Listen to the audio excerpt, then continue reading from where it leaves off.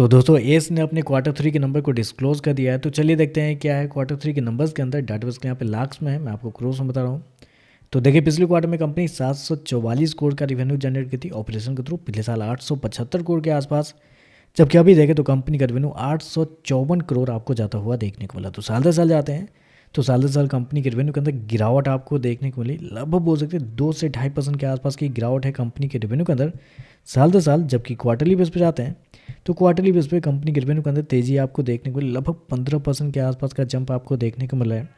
लेकिन बेसिकली क्या है ना कि ये जो कंपनी है कंस्ट्रक्शन फील्ड में काम करती है। कंस्ट्रक्शन फील्ड में जैसे इनका क्रेन वेन का काम होता है, तो ऐसे में इनके बिजनेस जो होते हैं वो बेसिकली साल दर साल ही जज किए जाते हैं। तो साल दर साल देखें तो कंपनी का रेवेन्यू आपको गिरता हुआ देखने को मिला। जबकि अच्छा खासा मार्केट का मानना था कि इस क्वार्टर में शायद कंपनी की जो रेवेन्यू है ऑल टाइम हाई पे आपको जाता हुआ देखने को मिल सकता है, 1000 करोड़ क्रॉस करता हुआ देखने को मिल सकता है, ऐसा मार्केट का मानना था।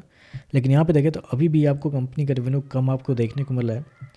चलिए खर्चे क्या निकलते हैं वो देखते हैं। तो देखिए पिछले क्वार्टर में कंपनी खर्चे 649 करोड़, पिछले साल 755 करोड़, अभी देखें तो 738 करोड़ आपको जाता हुआ देखने को मिला। तो खर्चे देखें तो खर्चे ठीक है, नॉर्मली आपको देखने को मिला है।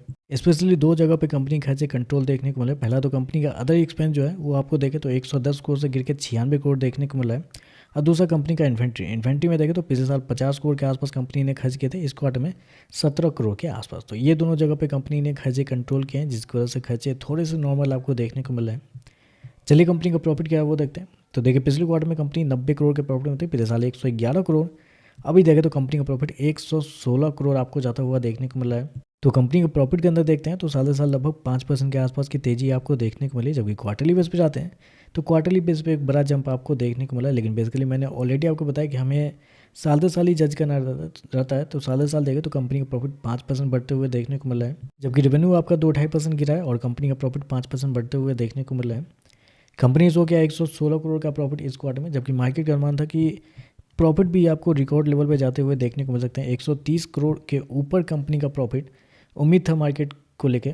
लेकिन रेवेन्यू प्रॉफिट दोनों देखें तो थोड़ा बिलो एस्टीमेट आपको देखने को मिल रहा है।